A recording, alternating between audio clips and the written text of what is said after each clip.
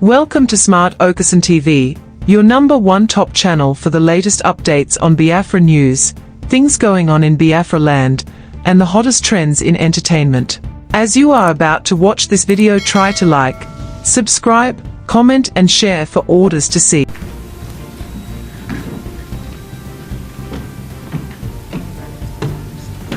Please be seated.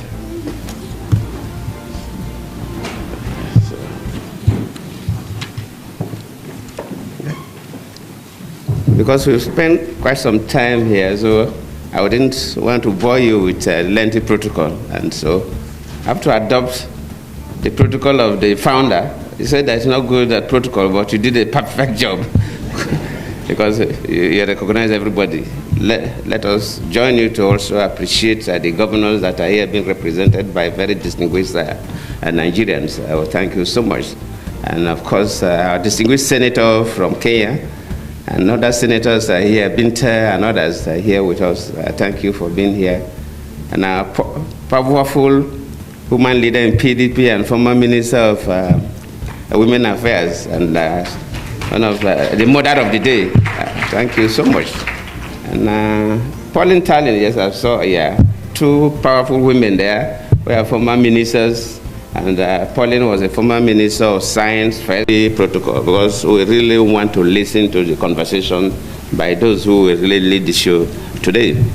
So I thank ASKE Satumaru Foundation, the organizers of this colloquium, for inviting me and inviting all of us to come and have a conversation on this very, very topical issue.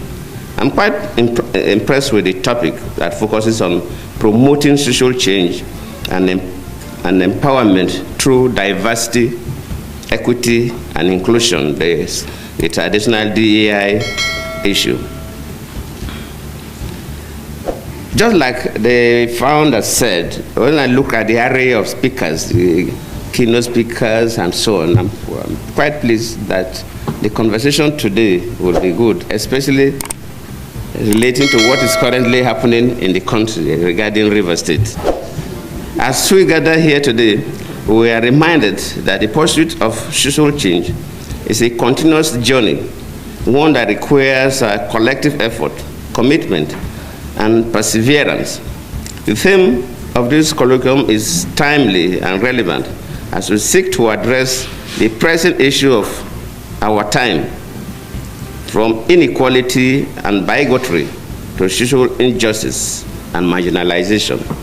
I believe that it is mark of good leadership and governance to be able to leverage the transformative power of diversity, equity, and inclusion for social change. As a leader, I have seen how these values can bring people together, foster a sense of belonging, and unlock the full potential of individuals and communities. And that is why till today, I think I appointed more women into office than any other president. Because the issue of inclusivity is critical. However, I have also seen how the absence of these values can lead to division, inequality, and social unrest. It is therefore a responsibility as leaders and change makers to promote a culture of diversity and inclusion, one that values and respects the dignity and worth of every human being and protects the interests of all of us. We must not forget that societies that embrace diversity, equity, and inclusion are more innovative, resilient, and harmonious. I know this because I saw how policies that promoted gender equality, youth empowerment, and regional balance during my time as president helped bridge divides and foster national unity. I am glad that the ASKE Satumaru Foundation is committed to this noble cause, and I commend the foundation's effort towards promoting social change and empowerment through its various initiatives. Today's colloquium is a testament to this commitment, and I'm confident that our discussions and deliberations will yield valuable insights and recommendations in this regard. And I did mention that what is happening in the country. Everybody talks about River State on television, and some of these are the issues we discuss. We're talking about building a society where no one is oppressed, as reflected in the top paragraph of our national anthem. As a former president and also from the Niger Delta, when the issue of suspending the governor came up, I think people call on me, oh, President Jonathan, oh, President Obasanjo, you should say something. People expected us to say something about what is happening. And of course, people don't even know that traditionally all over the world, former presidents hardly make statements about what the current presidents are doing because of the tension it could create in the country. In most cases, look at America, look at everywhere. So hardly for former presidents to make, sometimes you see and you believe. And of course, what is happening in Nigeria today regarding the situation in River State is like an Indian proverb that said that if somebody is sleeping, really sleeping, you can easily wake up that person.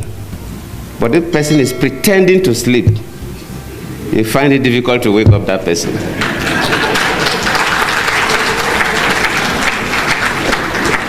The key actors in Nigeria, from executive to the legislature, luckily Senator Binta and others are here, and the judiciary, they know the correct thing to do, but they are refusing to do it. They are pretending to sleep. And waking such a person is extremely difficult because the person knows the right thing.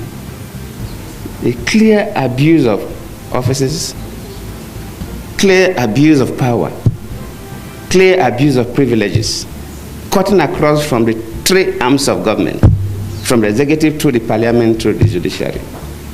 And I always plead with our people that whatever we do affects everybody. And sometimes we do things and we think that it doesn't affect us. I've been a president before, and even after leaving office as a former president, people get to me. Why is that our passport is not valued that much? Why is that Nigerians are not given the kind of treatment we're supposed to receive at the international airports? Sometimes we think it's because of Yahoo boys or 419ers. No, not only them. Yes, they are part of the problem. But whatever happens in the country, decisions that are taken by the executive arm of government, decisions that are taken by the parliament, judicial decisions affect everybody. For example, no businessman can bring his money to invest in a country where the judiciary is compromised, where a government functionary can dictate to judges what judgment they will give. No man brings his money to invest in that economy because we are taking a big risk. So whatever we do affects everybody. And if we must build a nation for our children and our grandchildren, no matter how painful it is, we must strive to do what is right. It may cost us, but we must endeavor and pay the price to insist on doing what is right. Whether you are holding an executive office as a president, a minister, or a governor, or a special advisor, or executive, whether you are holding an office in the parliament, senate, or rep, whether you're a judicial officer at the high courts or appellate courts, we must strive to do what is right. If we want to build a nation that our children will be proud of. As we engage in these discussions, let us remember that promoting social change is not a one-time event, but a continuous process. It requires a sustained commitment, collective action, and unwavering dedication to the values that promote good governance. Let us also recognize that social change is a shared responsibility, one that requires the active participation and engagement of all stakeholders, including civil society, the private sector, and governments. In conclusion, I want to again express my gratitude to the Haskell Satumari Foundation for convening this colloquium, and appreciate all of you, especially a sister who came all the way from Kenya, as she has been introduced. if you are ticking the boxes for people that are supposed to be here, see, fill all the gaps. Thank you for coming. And thank you for, from what you told me yesterday, said that Nigeria is the first West African country you have visited. So you are welcome. And I hope you will enjoy Abuja, and we'll listen to you and we'll listen to all others. So I thank you very much. Today, I feel that I apologize to our fathers like Abadri, like Medford Okilo, that they were not wrong in forming alliance with the North. And as young men, we will now start that same alliance now.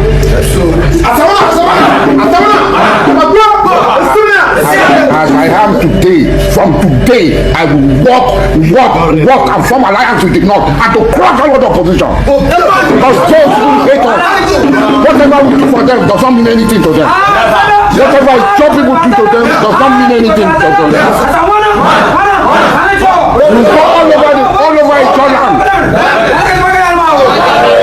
We will take this message that it's only the Northerners that can work with the Jaw people. We cannot work with the Yoruba people. They are betrayers to us. We risked our life, voted, did everything. This is what we get.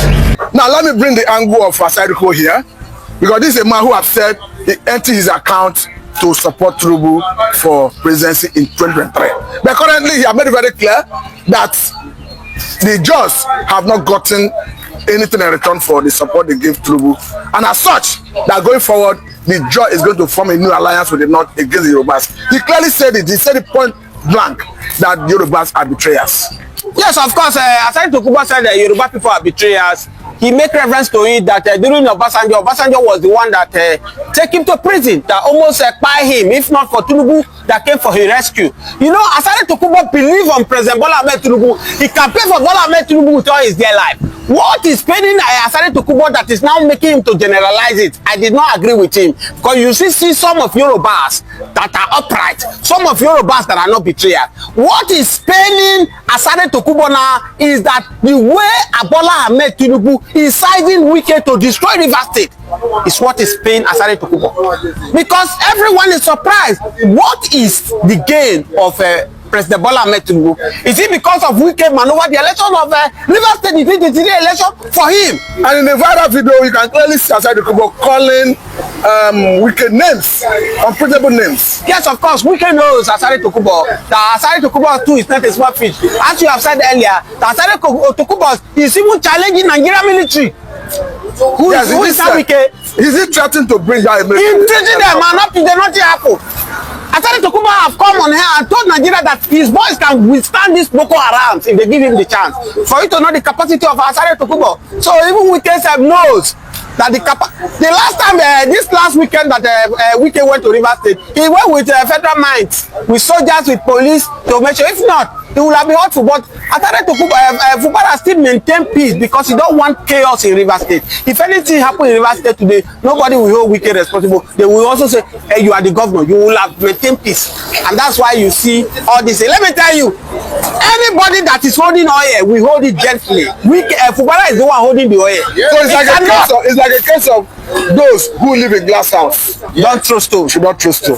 That's what Fubara is doing. Because Fubara is the one holding the destiny of River State. You cannot expect Fubara to be fighting useless fight that Wike is fighting. Wike, for him, he has nothing to lose. Anything that is happening in River State, Wike is in Abuja enjoying his life with full security. His children is not in River State. The wife is not in River State. But innocent citizens that believe on Fubara, they are in River State. As Jonathan have said it, that my ambition does not want the blood of any Nigeria. And that is how he surrendered to Buhari in 2015. Today, look at where we are today. But do you see Fubara surrendering like Jonathan? No, it will not work.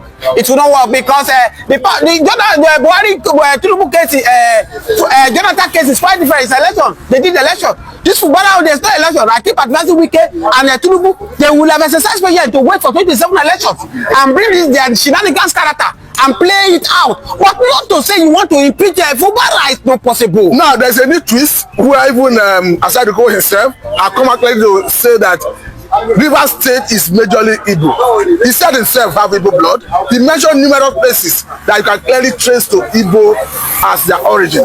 It looks as if this crisis is making Asari Tukubo to identify with his original people, the Igbos. Yes, of course, I've told you that Asari Tukubo said it, I quote Asari Tukubo. He said, creating Rivers State was out of politics to marginalize the Igbos. Rivers State belongs to Port Harcourt, belongs to Igbos.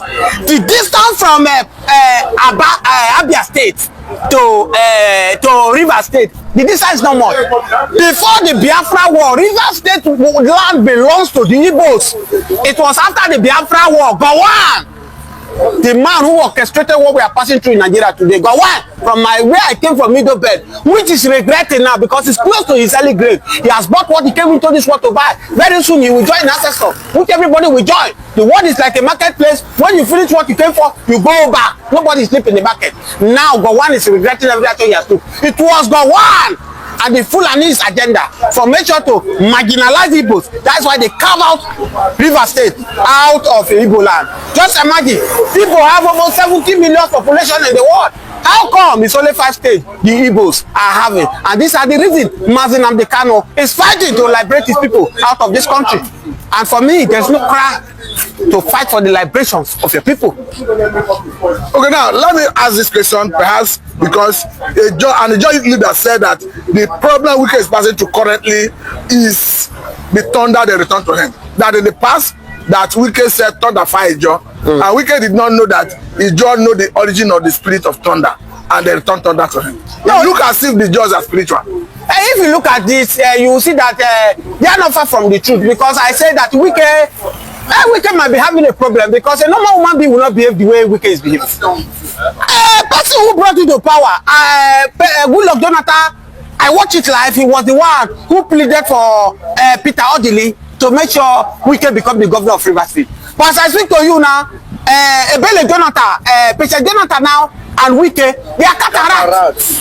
Odili that make you a governor, which the one stood by you that make you to be powerful in lead Nigerian judiciary, they are cataracts. Amechi, who make you a minister under his tenure, they are cataracts. Look at Edwin Clark, late Edwin Clark that is still gone. Wike is still calling him, even in his diamond grave, without respect. For me, something is wrong with Wike. Maybe they have cast a spell on him, or maybe probably the thunder that the job people have sent back to him is what is the problem of Wike. I don't know, but sincerely, Wike have a big problem, and he need to sort out that problem. Now, conclusively, the way it is, how do we get peace in the region? The peace rely on President Bola Ahmed Tinubu. President Bola Ahmed Tinubu, without fear of favor, hands is more clear in this issue. And there is what President Bola Ahmed Tinubu is trying to achieve in this very issue. Because, let me tell you, under Buhari, which a lot of us have been criticizing every day, Buhari is far better than this Tinubu in terms of democracy. The dictatorship of this Bola Ahmed Tinubu is second to none. Amechi was a minister under Buhari.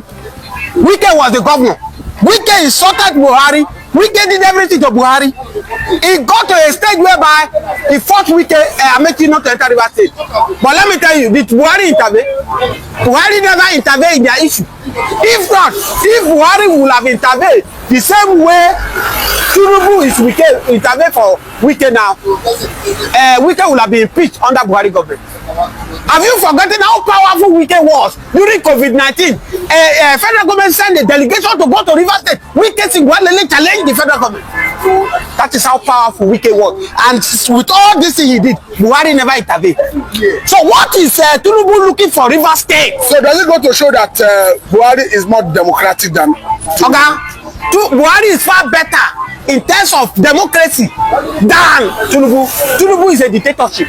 I can tell you the shenanigans election they did in Edo State is by firing. The election that they did in Edo State is by firing now, because as we speak to you now, Okpogolo, they call him the governor of Okpogolo. And Adam Tochomole, they are cataract now. The fight has started.